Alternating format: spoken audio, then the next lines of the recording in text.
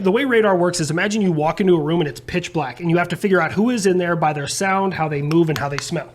That's kind of the way a radar works. So like if you're an enemy aircraft, you don't want me to know what you are. Yeah. But if you're a friendly aircraft, oftentimes you have your identify friend or foe turned off and you don't want anyone to know what you are. Because that's, I mean, the easiest way to go fuck up Saddam. You know, that's what they were doing. So friendly aircraft went out, did a bombing run. They were on their way back in. I actually talked to one of his wingman, one-on-one. I talked to his wingman. The Juice was the guy that we killed in the American F-18. That was his call sign, Juice. And what they did... I loved his football career. You know, the whole wife situation. That's, you know... Well, you know, you can't win them all. Although he did in court, but... So back then, our radars couldn't tell us... Big fan of Broncos. Fuck. I love that. God damn it. We'll go back to that. Just the ridiculousness of that. Oh, man. So back then, our radars were good, but they're not as good as they are now. Like, I know a lot more information about somebody. We have... Okay, I don't know how much of that I can say, but we know a lot about something flying through the air. And what they did is they dove towards the airfield. Now, what it is it's a threshold of kinematic criteria. Your altitude, how fast you're diving, length discrimination, all these other factors. And what the system did back then is said, that's an enemy missile. The system thought that the pilot diving towards the airfield was an enemy missile headed towards the airfield. And back then, operators were trained that the system is smarter than you. If it recommends something, that's what it is.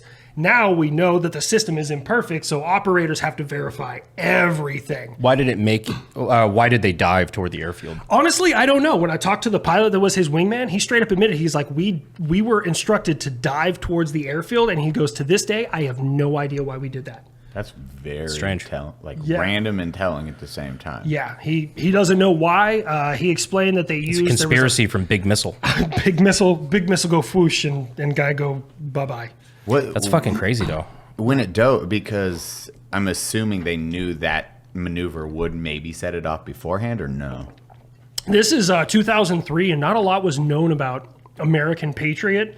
And back then... pilots weren't really well instructed on air defense, like American air defense. They were taught a lot about the enemy. But then back then, we also didn't know too much about our friendly air capabilities. The guy came off of the USS Kitty Hawk, which is crazy because my brother served on the Kitty Hawk. He was an old carrier, diesel carrier. And I've heard rumors that he actually successfully ejected and then drowned in the lake. Oh, shit. Don't know how true that is. I've heard rumors of it. I have no idea what the truth is there, but they did. But they kind of got us back. The Air Force got us back because there was a British Tornado shot down. Same situation. They dove towards the airfield, and we smoked 2 British pilots. The F-18 dove towards the airfield, smoked an F-18. And F-16 actually saw the radar, picked up the radar. The radar knew it was an F-16, so it was like, hey, I'm going to leave it alone. The F-16 didn't know the radar was the radar. It came around behind it and smoked it with an anti-radiation missile. So yeah, they kind of got him back. Yeah.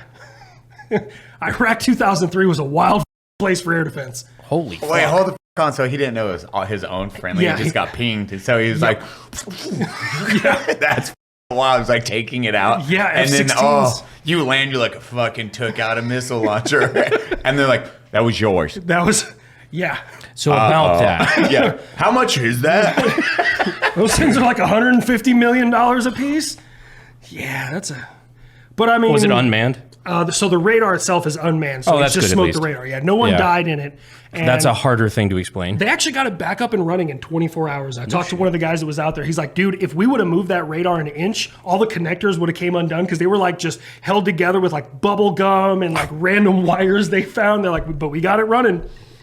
So I was wondering, because like you mentioned that there was talk that the guy had survived and drowned after ejecting. Mm-hmm.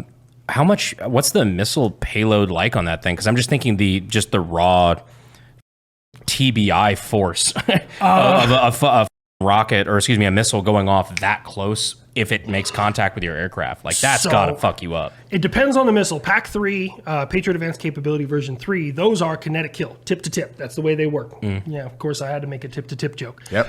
Pack Love it. 2, which is what he got hit with, is a proximity kill. So as it approaches, it explodes like a shotgun shell through it. So there's a distance gap that could be anywhere. Yeah. Okay. So, I mean, it's a 16-foot missile moving at roughly unclassified Mach 4, hitting with the kinetic energy of a freight train going off a 70-story building. So it's a pretty hard hit. Like, it's Yeah. it's a pretty hard hit. Yeah, I was just trying to think of like a scenario where the pilot, if there is an explosive on something like that, like even if I don't know, like just how you survive that. Because I mean, an explosive that close, even a low, much smaller payload of explosive. Well, like, he might have gotten lucky because it engaged him like a missile. So Patriot engages missiles different than we engage aircraft. When we engage aircraft, for various reasons, not just lethality, and this is going to sound really war crimey to anyone who's never heard it, go on. and I can say this because Lieutenant Commander Candeloro said that. We don't Very good to point out Yeah. the exact name. Go on. I gotta say the exact name. It doesn't target the aircraft. We target the cockpit. It comes down on top of the cockpit. So Why is that? If you can say. I don't know if I can say. Okay, that's fine. So, Dude, that's one of those hard ones. It's like with certain weapons, it's not, you can't use it on enemy personnel, but you can use it on their armor system, their weapons. Remember we talked about this the other day. It's like The chin strap? I aimed at his comms gear. Yep. The 50 cal is an anti-material weapon, which is why I aimed for his ear pro when he was turned to the left. Yes. Haha. the 50, I love it. The AK M2 was here. The M2 is the just most perfect weapon system. Like everyone always asks me, like, what's your favorite weapon, HLC? Like if you don't want me to pick between like, handheld, crew serve, anything, M2 heavy barrel 50 caliber machine gun. It's perfection in motion. It didn't. Doctor. There we go, Doctor. If you have somebody who accurately headspaces and times that gun, it runs. I have a confession to tell you, and this may hurt your feelings a whole lot. Oh dear. The newer versions we have in the Army, They do it themselves. shove in, twist, done. That hurt my feelings. No, I know that. Yo, I'm sorry. The hours I spent on stupid classes. And they fire better dirty. Don't ever clean your M2. You give it a quick wipe, some CLP, move on. They fire better dirty.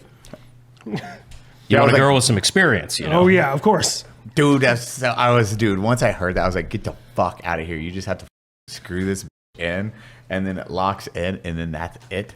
Yep. I'm like, yeah, you don't do the 3 rotations out. Look at the window. Okay, it's good. Put in no. But I still know how to and headspace in time of Yeah, 50. I go still know how no to do it. gauge, and you're doing all that dumb shit just for it to run right. That, and you really don't need to you don't need to do it every time after you know your gun. Where you're like, oh, okay, that likes to be screwed in all the way, and then you unscrew it 3 clicks out. Boom. Like if you know your gun, you know what it likes. That's right in the sweet spot. Yeah. And you try to memorize that sweet spot. So you just yeah. make assembling and disassembling. If I remember, and it was cleaning it way 14 faster. years ago. I think my truck's 50 was 7 clicks. Yeah. Unless she was hot. When she was hot, it was 5. Ooh, thermal expansions, Yeah. motherfucker. That's You got a gun sitting on top of a truck at 120 degrees. Some shit's going to expand. Well, dude, it is terrifying when you use those like the MGS system and then the thermals and how it compensates for like when you're driving at 60 miles per hour hitting bumps. The target doesn't move when you're aimed at something. It's like the vehicle's like going everywhere, and it's just like chicken head, just gyroscope right onto your target. That's the same you're as an moving. Abrams. Just Yeah. hold the Cadillacs. That gun will. You could turn that tank in every different direction. That gun's going to stay right where it's at. And then you see the rounds just like thunk, thunk, thunk. Boom, boom, boom. And you just see explosions in the thermal. You're like, hey. because those are the ones that they were doing the videos of the tanks firing after jumping a ramp and firing in midair because the gyroscopes were that good. Oh yeah. Did you notice if you pay real close attention to that video, the tank is riding a little bit lower after that because those tanks have torsion bar suspension, just like the Abrams. So they have a giant bar that's like this big that runs through the whole hull, and there's a wishbone on either end, and it twists the metal. That's the suspension on an Abrams main battle tank. And if you come down hard enough, you'll snap them motherfuckers, and you got to pull And just slam down, everything bro. apart. So Yep. it's just like the old school Dukes of Hazzard, where it's like, yeah, it made the jump, didn't make the landing. Nope. They just rotate things like, there's a good commercial beat. After 7 seasons, you got 300 cars sitting over there on the side that didn't make it.